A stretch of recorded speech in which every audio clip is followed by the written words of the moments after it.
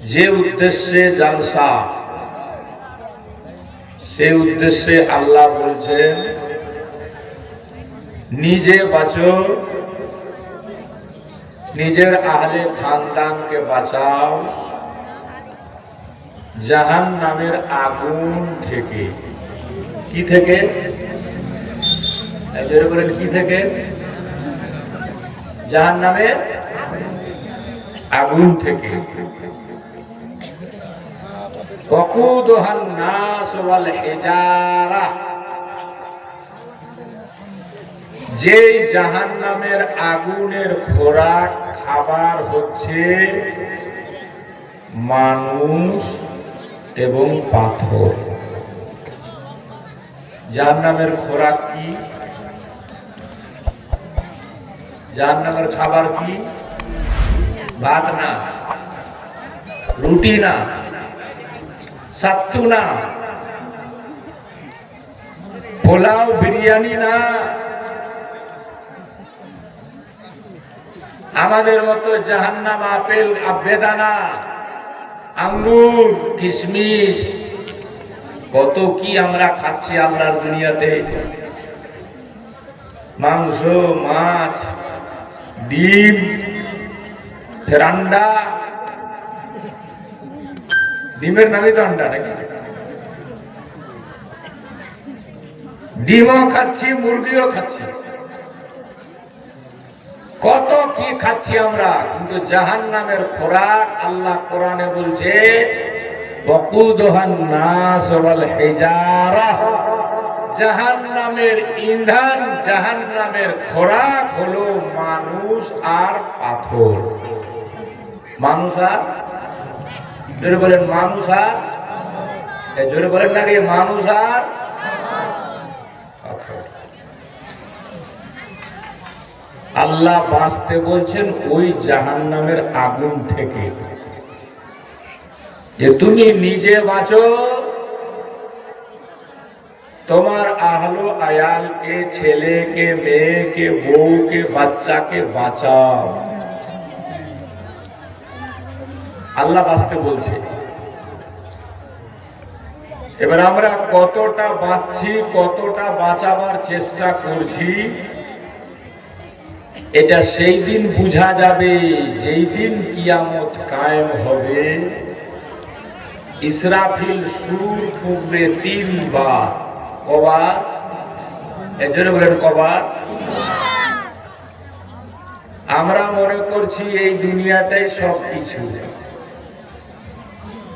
এজন্য মেলা ছাড়ি না, বাজারকে ভুলি না, মসজিদ ভুলে গেছি,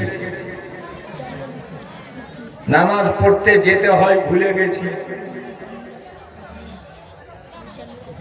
শুনেছেন বারবার আলিমদের কাছে, একটা লোকের গরু চলে গেছে মসজিদে, তো মৌলভী সাহেব, ইমাম সাহেব গরুটাকে পিটাচ্ছে, গরুটাকে মারছে। তো গরুওয়ালা দেখতে পেয়ে, জানতে পেরে কইছে, ইমাম সাহেব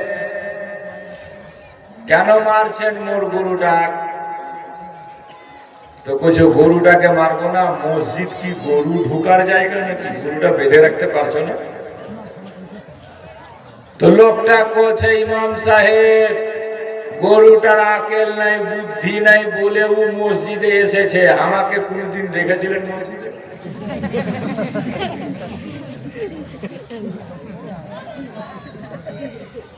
आज यही हाल मुसलमानों का हो गया है। মসজিদ বানাবার কম্পিটিশন চলছে, মার্বেল দিয়ে, টাইলস দিয়ে মিনার বানিয়ে মসজিদ সাজাচ্ছে, কিন্তু মসজিদে যেতে হয় এটা কথা ভুলে গেছে। এ বেরাদার, এই দুনিয়াটায় সবকিছু না, এটা হলো ক্ষণিকক্ষণের জন্য। কতক্ষণ কেউ জানে না।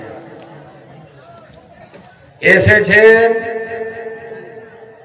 আল্লাহ চাইতো গিয়ে রাত্রিবেলা নিজের নিজের বিছানাতে ঘুমাবেন, কালকে আপনার গেটটা খুলবে কিনা তার কোনো গ্যারেন্টি আছে?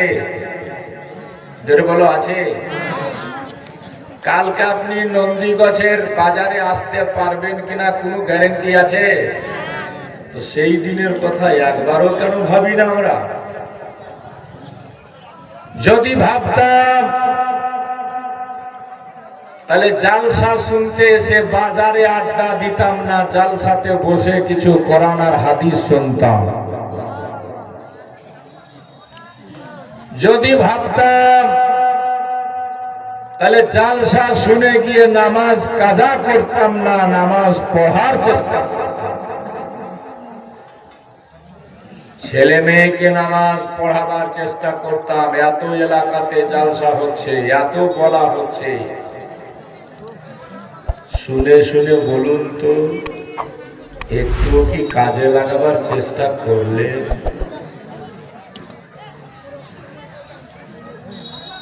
কবি লিখছে ভুলো না ভুলো না ভুলো না মুসলমান, কি বলতেছে শোন কোরআন। সুবহানাল্লাহ, জোরে বলো। ভুলো না ভুলো না ভুলো না মুসলমান, কি বলতেছে শোন কোরআন। দুনিয়ার রঙেতে কেন রঙেছ,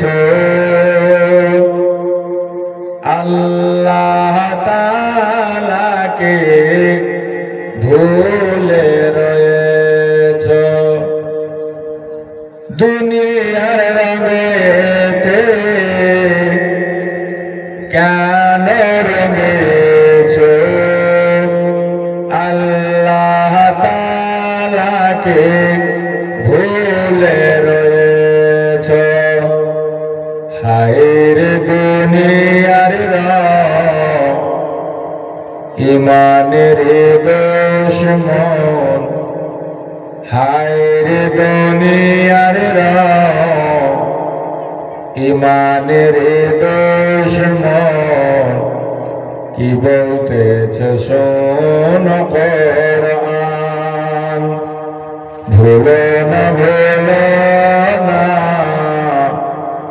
ভুলো না মুসলমান,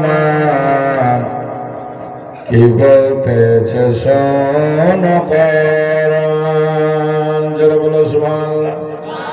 সুবহানাল্লাহ। পিতা পেয়েছি, মাতা পেয়েছি, আল্লাহর দয়াতে মোরা সবই পেয়েছি। পিতা পেয়েছি, মাতা পেয়েছি, আল্লাহর দয়াতে মোরা সবই পেয়েছি। পিতা মাতার পদ তলে জান্নাতের পাহচান, পিতা মাতার পদ তলে জান্নাতের পাহচান, কি বলতেছে শোনো কোরআন। ভুলো না ভুলো না ভুলো না মুসলমান, কি বলতেছে শোনো কোরআন।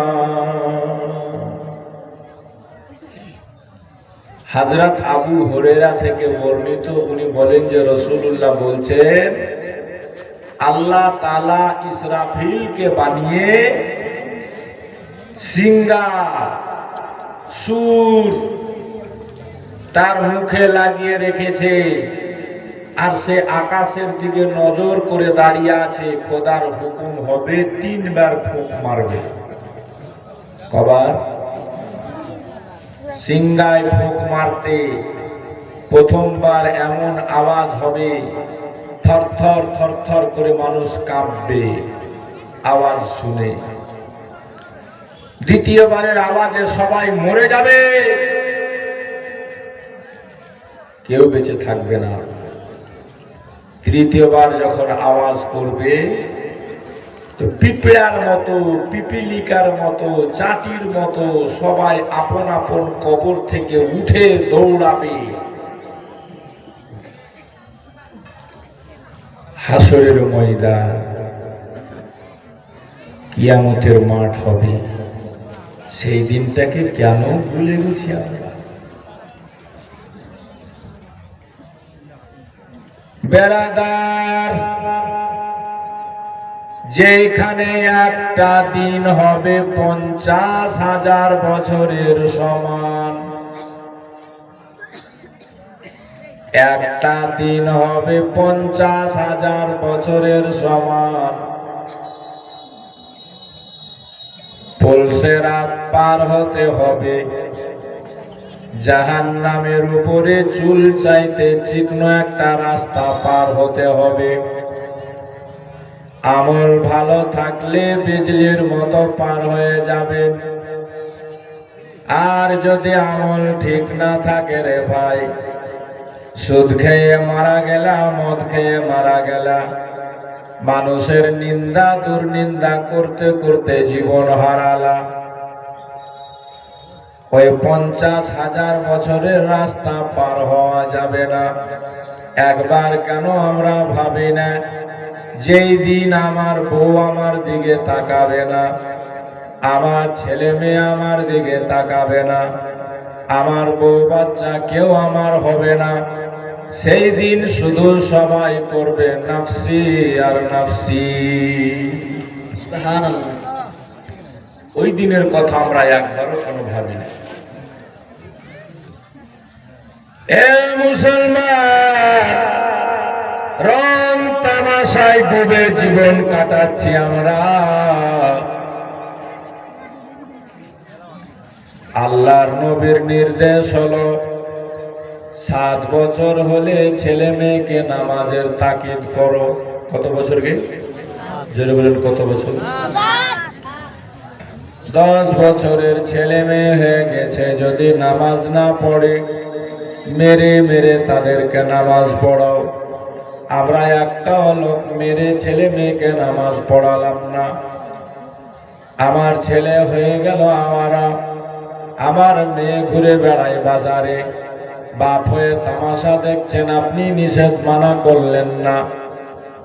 এদেরকে যখন জাহান্নামে দেওয়া হবে, আল্লাহ তাআলা কোরআন পাকের 24 পারাতে বলছে, এই ছেলে মেয়েরা যারা আওয়ারা হয়ে ঘুরে বেড়ালো, মোবাইলে সারা রাত ফেসবুক আর চ্যাটিং করতে করতে কাটিয়ে দিল, যেই মেয়েরা বিভিন্ন রকম ছবি শেয়ার করলো, নিজের বেপরদা ছবি, চুল খুলে দুল খুলে মানুষকে দেখালো, এই মেয়েরা যখন জাহান্নামে যাওয়ার নির্দেশ হবে, তখন এই মেয়ে আর এই ছেলেরা বলবে, মাবুদ, আমাদের জাহান্নামে যাওয়ার আগে একবার আমার বাপ মাকে ডেকে দাও, যারা আমাদেরকে এই জঘন্য কাজ থেকে নিষেধ করেনি। আমরা মোবাইল নিয়ে কি করছি আমার বাপ মা দেখেনি, আমরা কার সঙ্গে চ্যাটিং করছি, কাকে ছবি লেনদেন করছি নিষেধ করেনি, আমরা হাট বাজারে ঘুরে বেড়িয়েছি আমার বাপ মা মানা করেনি, আমরা নামাজ পড়িনি আমাদেরকে তারা তাকিদ করেনি। সেই বাপ মাকে ডাকো, তাদের বুকে পা দিয়ে জাহান্নামে যাব। সুবহানাল্লাহ। ভাবেন সেই দিন আপনারা আমার আপনার কি হবে?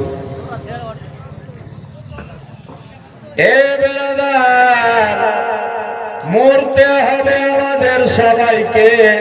মনে হচ্ছে এটাও আমাদের মনে নাই, কবরে যখন আমি আর আপনি যাব, বেরাদার, যেই কবরে কাঁদতে কাঁদতে চোখ দিয়ে যদি রক্ত বেরিয়ে যায়, তবু আপনার একটা কথা কেউ শুনবে না। পাপ করে, গুনাহ করে, অন্যায় করে, অত্যাচার করে হারাম খেয়ে লটারি কেটে অন্যায়ভাবে চলে আপনি মারা গেলেন, কবরে যখন আযাব হবে, শাস্তি হবে, আপনি চেঁচাবেন, চিৎকার করবেন, আপনাকে ধরতে কেউ যাবে না, সাহায্য করতে কেউ যাবে না। পাশে যারা আত্মীয় স্বজন শুয়ে আছে কবরবাসী, তারা বলবে, ওরে নাদান, আমরা তোদের আগে মরে গিয়েছিলাম, তোরা আমাদেরকে মাটি দিয়ে গিয়েছিলি, আমাদের দেখে কি একটু তোদের মরণ বলে স্মরণ হয়নি? সুবহানাল্লাহ। এবার কবর থেকে চাইবেন যে আল্লাহ, আমি বড় ভুল করে এসেছিলাম গো মাবুদ, জালসাতে শুনেছি আমল করিনি, আল্লাহ গো একবার ছেড়ে দাও আমাকে, দুনিয়াতে আমি যাব, জীবনে তোমার নাফরমানি আমি করব না, আর কবর থেকে আপনাকে ছাড় দেওয়া হবে না। এ বেরাদার, আল্লাহ বলার সময় আপনার কাছে ছিল না, একবার আল্লাহু আকবার বলার সময় ছিল না, মানুষের বসে বসে নিন্দা করেছেন, নিন্দার কত বড় পাপ নিশ্চয় শুনে হবেন একটা ঘটনা আপনারা।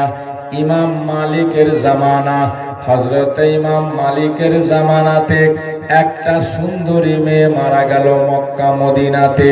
মেয়ে ছেলেরা মারা গেলে মেয়ে ছেলেদেরকে গোসল দিতে হয়, বেটা ছেলে মেয়েকে গোসল দিতে পারবে না, পাবে না বেরাদার। তবে যদি স্বামীটা মারা যায়, মরদটা মারা যায়, মেয়েটা গোসল দিতে পারবে, যদি কেউ না থাকে বউ তাকে গোসল দিতে পারবে।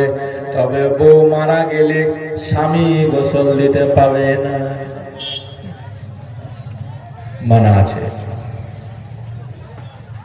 এ বাবা ভাই, অনেক কিছু এরকম আমাদের জানা নাই, আলিম ওলামার সভাতে মজলিসে বসলে জানা হয়, জানার দরকার আছে ভাই।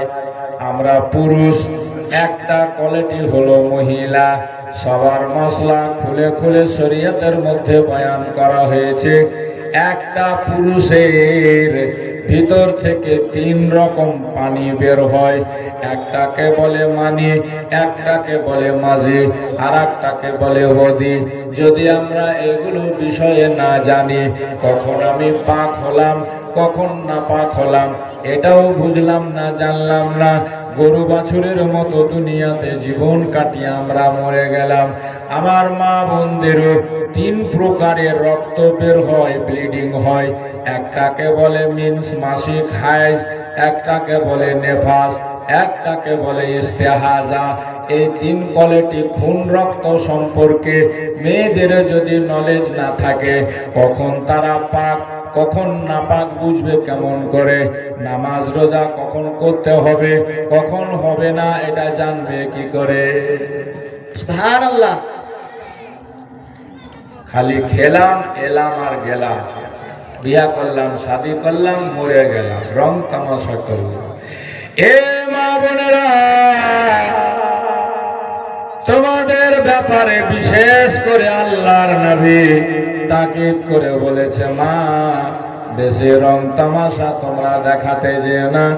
একটা মেয়ে মানে হলো পর্দা, শুধু মেয়েটা পর্দা না, মেয়েটা যে কাপড়গুলা পরিধান করে, যে কাপড়গুলা ব্যবহার করে, যদিও ইসলামী ড্রেস আপনার কি বলে যে সায়া ব্লাউজ শাড়ি, এগুলা ইসলামী ড্রেস নয়।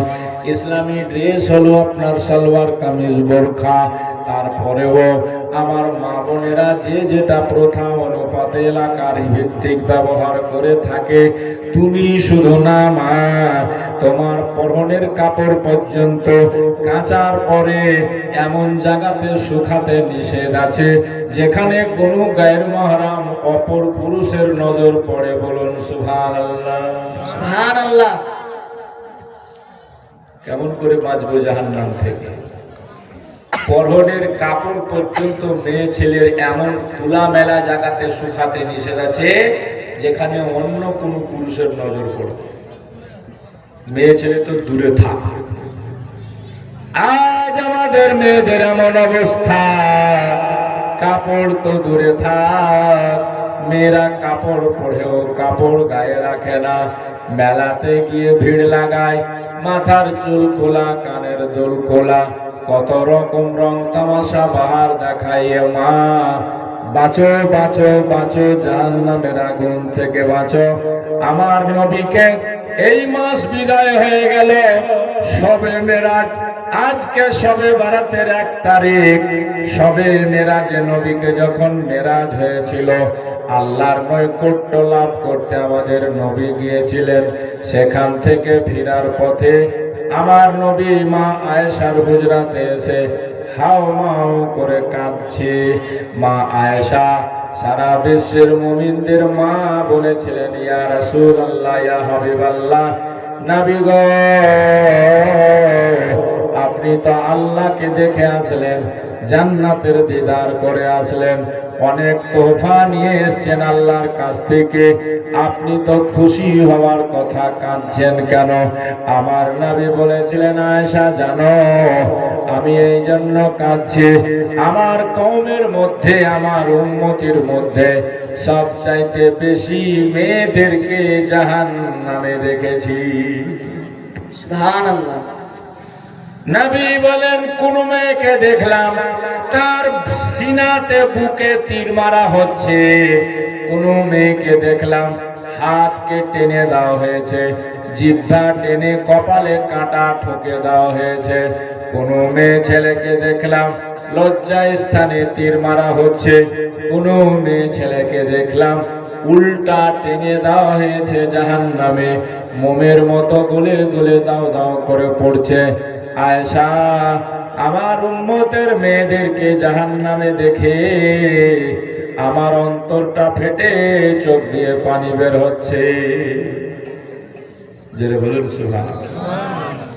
আজ আমার মা বোনদের অবস্থা, এই মেয়েদেরকে বেপরদা করার জন্য সরকারও পদ্ধতি বের করে দিয়েছে বাবা, লক্ষ্মীর ভান্ডার বের করেছে, 500টা টাকার জন্য হাজির বউ, নামাজির বউ, মৌলানার বিবি কেউ আর ঘরে থাকলো না, সবাই গিয়ে ছবি তুলে তুলে ছবি দিয়ে পাঠাচ্ছে সরকারকে, আর লাইন দিয়েছে উলঙ্গ হয়ে, মাথাতে কাপড় নাই, শরীরে কাপড় নাই, 500টা টাকার জন্য সব ব্যতিব্যস্ত হয়ে গেছে।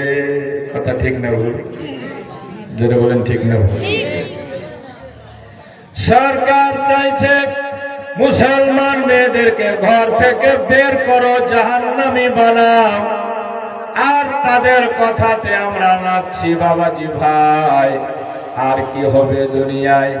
তবে আল্লাহ বলছেন, বাঁচো জাহান্নামের আগুন থেকে, নিজে বাঁচো, নিজের ছেলে মেয়েকে বাঁচাও।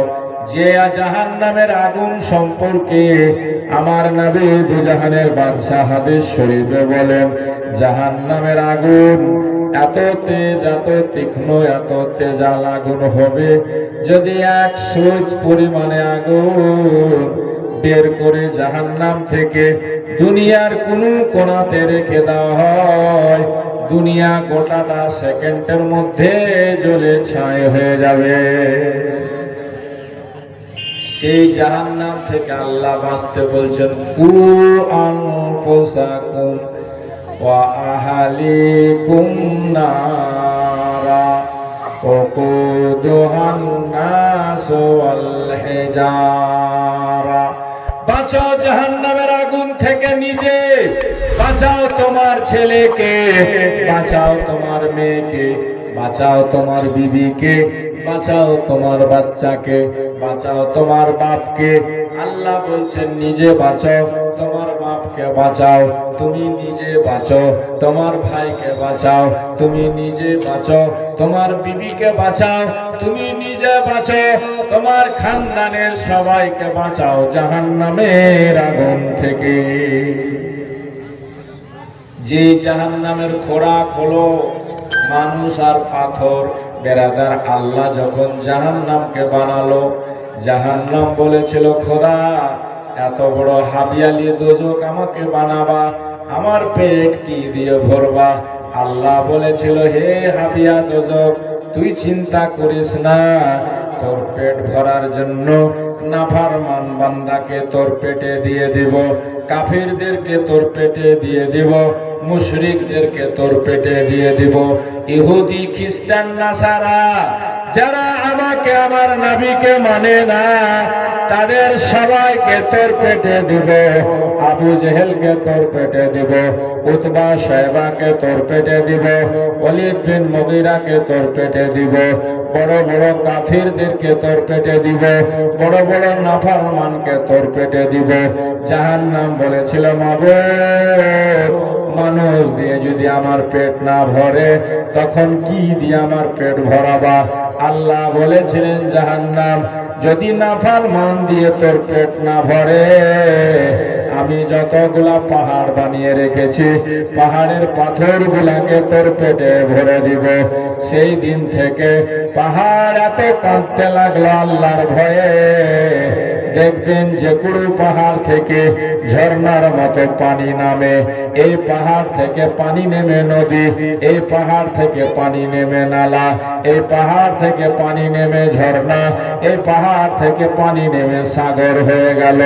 বেড়াদার বন্ধুগণ ভাইরা, পাহাড় তো উঁচু জায়গা, পাহাড় থেকে পানি নামে 12 মাস কি করে?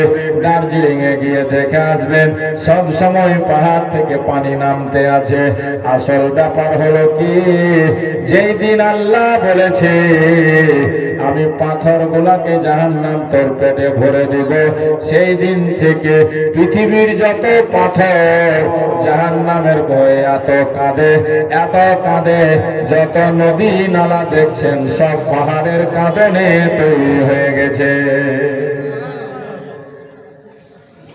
কিন্তু জাহান্নামের ভয়ে আমরা মানুষ হয়ে কাঁদলাম। যে জাহান্নামের খোরাক হচ্ছে মানুষ আর পাথর। আমাদের সেই বলে কোনো চিন্তাই নেই, মরব, আযাব হবে। যে কবর ডাক দিচ্ছে আমাদেরকে দিনে 7 বার করে, খালি আইসা দেখ আমার ভিতরে। একটুও চিন্তা আমাদেরকে সেই কবরের নেই, একটুও চিন্তা হাসরের মাঠের নাই, একটুও চিন্তা কিয়ামতের নাই যে কি হবে আমাদের। যদি থাকতো এত বেপরোয়া হয়ে আমরা ঘুরতাম না, নামাজ রোজাকে ছেড়ে দিয়ে আমরা চলাফেরা করতাম না, হক আর না হকের বিচার আমরা করতাম, ন্যায় আর অন্যায়কে আমরা দেখার চেষ্টা করতাম, মানুষের নিন্দা থেকে বাঁচতাম, গীবত গিল্লা থেকে বাঁচতাম। আমি বলেছিলাম ইমাম মালিকের জামানা একটা সুন্দরী মেয়ে মারা গেছে, আর একটা মেয়ে গোসল দিতে গেছে। গোসল দিতে গিয়ে যুবতী সুন্দরী মেয়ে দেখে মেয়েটার মনে একটা কথা জেগেছে। সেটা কি? আহারে, এত সুন্দরী যুবতী মেয়েটা যখন, তো নিশ্চয় কেউ না কেউ এই মেয়েটাকে হাত লাগিয়েছে। শুধু এই কথাটা, মাইয়াতের মরা মেয়েটার নিন্দা, যে মেয়েটা গোসল দিতে গেছে তার মনে এই কথাটা আসতে নেই, সঙ্গে সঙ্গে মুর্দার সাথে তার হাত সেটে গেছে। গোসল দিয়ে সে কোনো মতে হাত ছাড়াতে পারছে না, হাত ছুটছে না। শুধু এই কথাটা মনে আসতে নেই যে এত সুন্দরী যুবতী সুশ্রী মেয়ে মারা গেল, নিশ্চয় এই মেয়েটাকে কোনো ছেলে হাত লাগিয়েছে। এই কথাটা মনে আসতে নেই, সঙ্গে সঙ্গে তার হাত সেটে গেল, তার হাত মুর্দার সঙ্গে লেগে গেল। এত চেষ্টা করছে, হাত ছাড়ানো যায় না। এখন পড়ে গেল লোক সমস্যায়। যদি লাশ উঠাচ্ছি সাথে সাথে এর হাত চলে যাচ্ছে, এখন কি করা যাবে? সিদ্ধান্ত নিল মানুষ যে এর হাতকে কেটে দিতে হবে। হাত তো কোনো মতেই ছুটানো যাচ্ছে না। বেরাদার বন্ধুগণ ভাইরা, লাস্ট অব্দি তার বাড়ির লোকেরা বলল যে না, এটা আমরা হতে দিব না, যে মাইয়াতের জন্য আমাদের জিন্দা লোকের হাত কাটা হবে, এটা আমরা হতে দিব না। এবার ওর হাত ছুটেও না, মাইয়াতকে দাফন করা যাচ্ছেও না, অনেক সমস্যায় লোক পড়ে গেল। লাস্ট অব্দি ইমাম মালিক সেই জামানাতে জিন্দা ছিল। কেউ যখন কোনো কারণ বুঝতে না পেরেছে, ইমাম মালিকের কাছে লোক গিয়ে গল্পটা শুনিয়েছে। ইমাম মালিক তখন বলছে, নিশ্চয় এই মেয়েটাকে গোসল দিতে গিয়ে গোসল দাতা মেয়েটার মনে এমন কোনো কথা তার বিরুদ্ধে, তার বিপক্ষে জেগেছিল যেটা কথা নিন্দনীয়, তাই তার হাত সেটে গেছে। ওই মেয়েটাকে গিয়ে তোমরা বলো, তোমার মনে কি এমন কোনো খারাপ বাসনা জেগেছিল তার ব্যাপারে?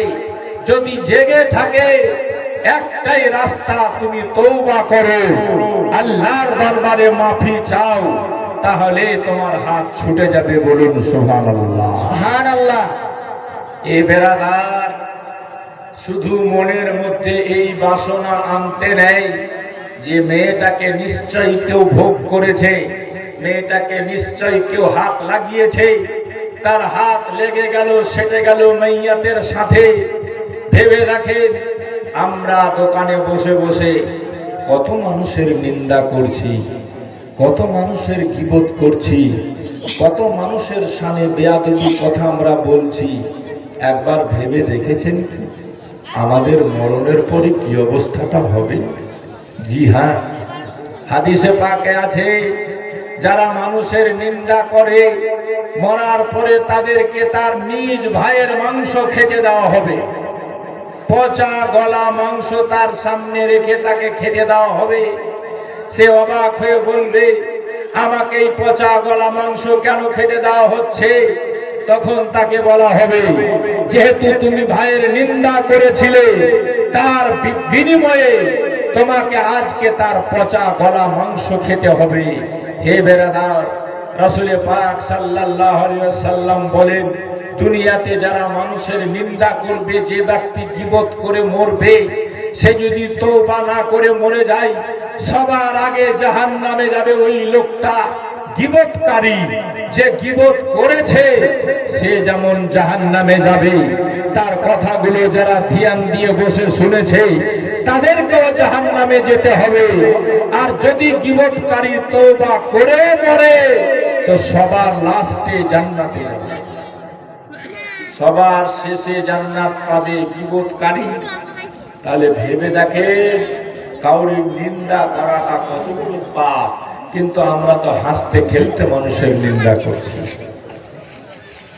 মিথ্যা কথা বলা কত বড় অন্যায়, কত বড় পাপ।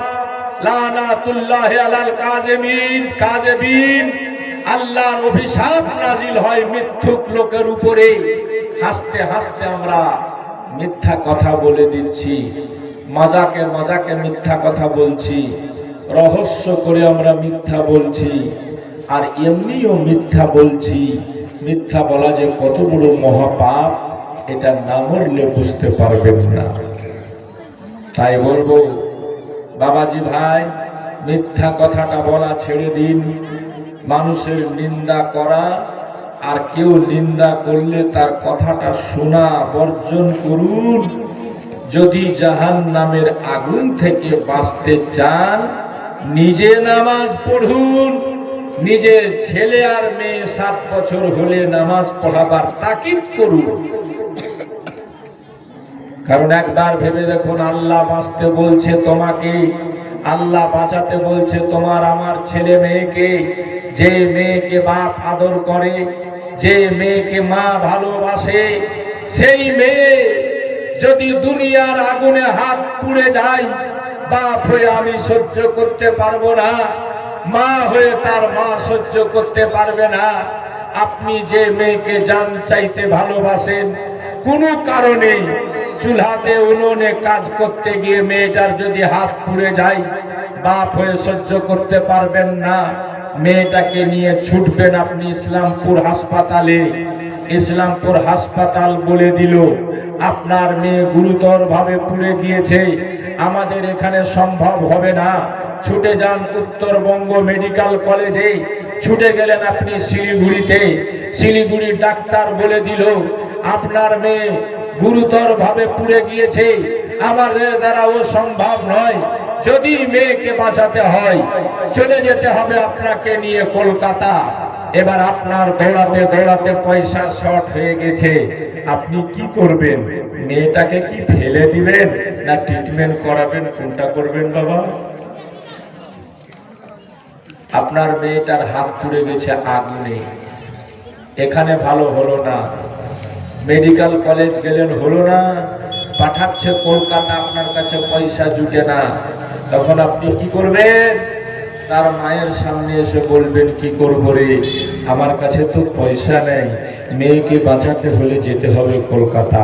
তার মা কি করবে? স্বামী বলবে, স্বামী তার জন্য চিন্তা করবা না তুমি, বাপের বাড়ি থেকে আমি 1 ভরির চেন পেয়েছিলাম, আমার আব্বা বিয়ের সময় আমাকে 2 ভরি সোনা দান দিয়েছিল।